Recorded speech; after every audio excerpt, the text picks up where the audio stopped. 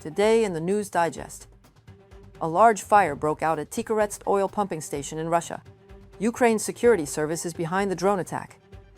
Russia shares its experience of advanced drone tactics from its war in Ukraine to hit US and Gulf nation targets.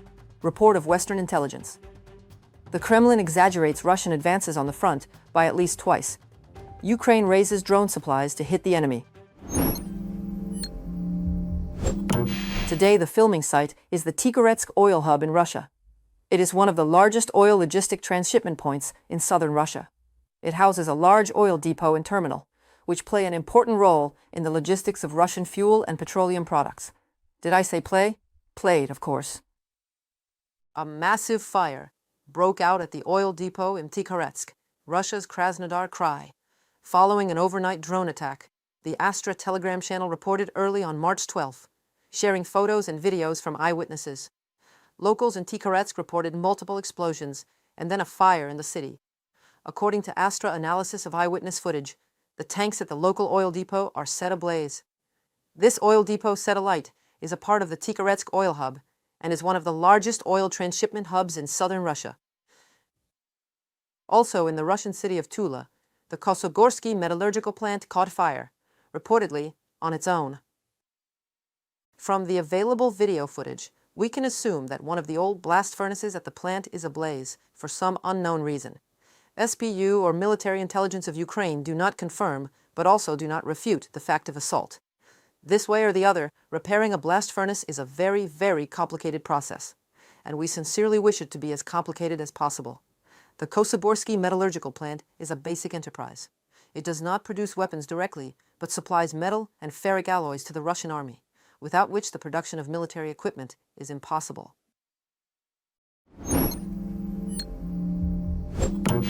Russia is helping Iran, not only with intel data, reports CNN. According to Western intelligence, Moscow shares its experience of advanced drone tactics from its war in Ukraine to hit US and Gulf nation targets in the Middle East. Russia has used Shahed drones against Ukraine in waves, with multiple drones flying together and changing course regularly to avoid air defenses. The same way Iran behaves during the attack on regions of the Gulf Stream. And it works. Shahed drones, designed by Iran but mass-produced by Moscow to be used in Ukraine to bring terror, have been unexpectedly successful in doing the same thing, penetrating the air defenses of Gulf nations. Russian support of Iran obviously reaches a new level. What was more general support is now getting more concerning, including UAS drone targeting strategies that Russia employed in Ukraine. CNN, quoting Western intelligence official. President Zelenskyy has stated that the combined efforts of Russia and Iran in drone production pose a significant threat to the world and could potentially lead to World War III. He shared these thoughts during an interview with Irish journalist Caelan Robertson. Ukrainian intelligence has documented the presence of Russian components in the Shahed drones used in the war against Ukraine. While Moscow actively deployed Iranian weaponry at the beginning of the full-scale invasion, Iran is now using similar technologies in the Middle East conflicts. Now Iran attacks other countries of the Middle East and American bases, American soldiers. You know that a lot of losses already. So that's why, it's understandable that this is the biggest risk when the world had during last years, because it can be a World War III, where will be. I hope, God bless, that we will not have, but will not have it. But if this war in the Middle East will not stop, like the West had to stop Putin at the very beginning. The president of Ukraine also added that in this scenario, there is only one question: which country will be the first to support sending their boots on the ground? As it happened in the war against Ukraine, when North Korea sent 10,000 soldiers to aid Russia.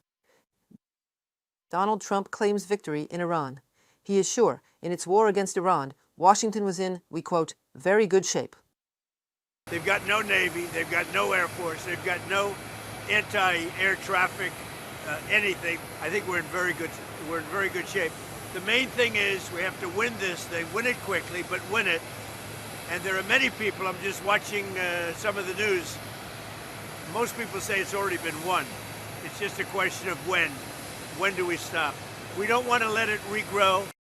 Iran possesses at least thousands of Shahed drones and still can, and very likely will, attack oil tankers. The footage you can see now, where flames spread into the surrounding water, likely is the result of an oil spill, is exactly one of these Iranian attacks. Last night, 2 foreign ships were set ablaze in the Persian Gulf after coming under attack in Iraq's territorial waters. Iran claimed responsibility. According to the head of Iraq's ports company, 1 person is dead, 38 crew members were saved. These tankers are the Maltese and the Marshallese flagged. The last one's registered owner is, by the way, the American company Safe Sea Transport, Inc.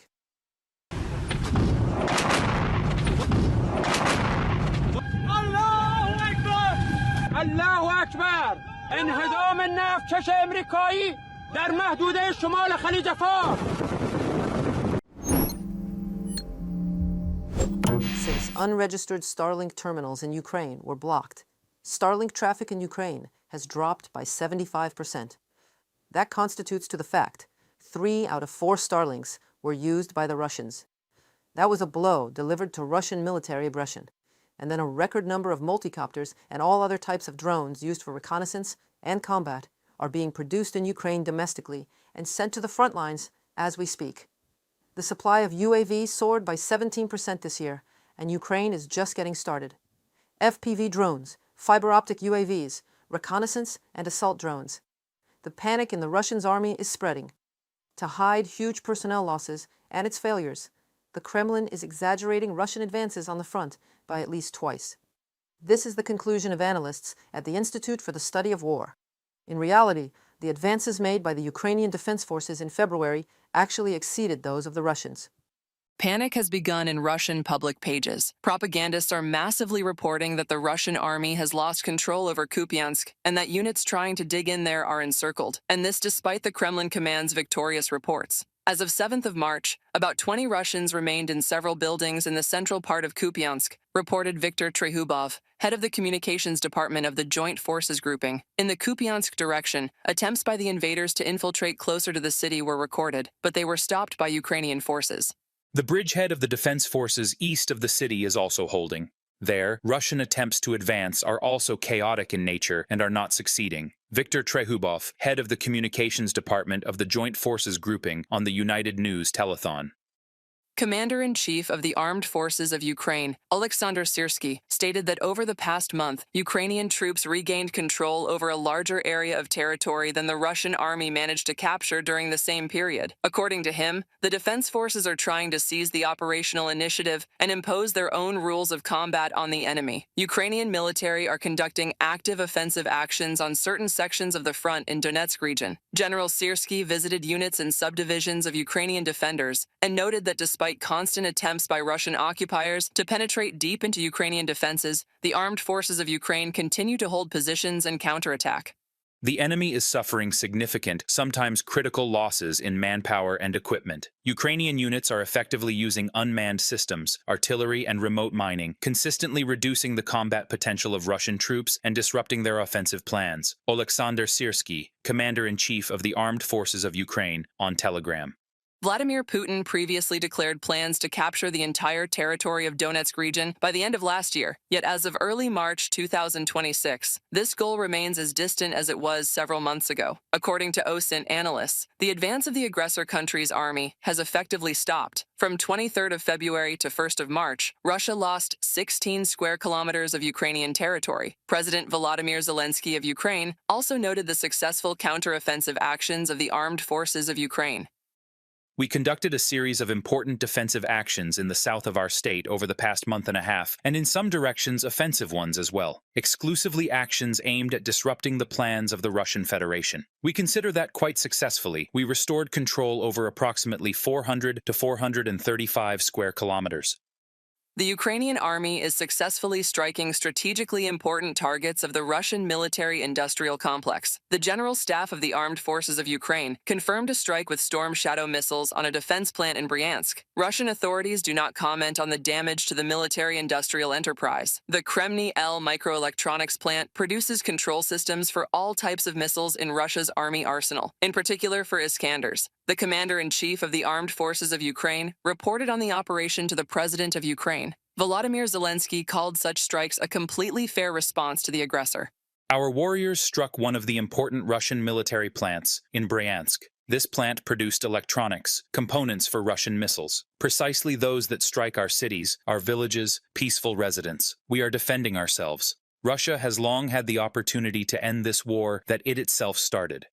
Over January and February, Ukraine's defense forces struck 3 major enterprises of the Russian Federation's military-industrial complex, as well as one of the key missile test ranges and 2 large arsenals, reports Ukraine's Ministry of Defense. According to the ministry, this reduces the enemy's capabilities to produce and store weapons and weakens its ability to strike missiles and drones at peaceful Ukrainian cities, reported by Victoria Chistyukina, UATV News.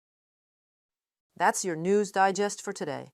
If you found this update useful, like, share, and tell us what you think in the comments. See you tomorrow.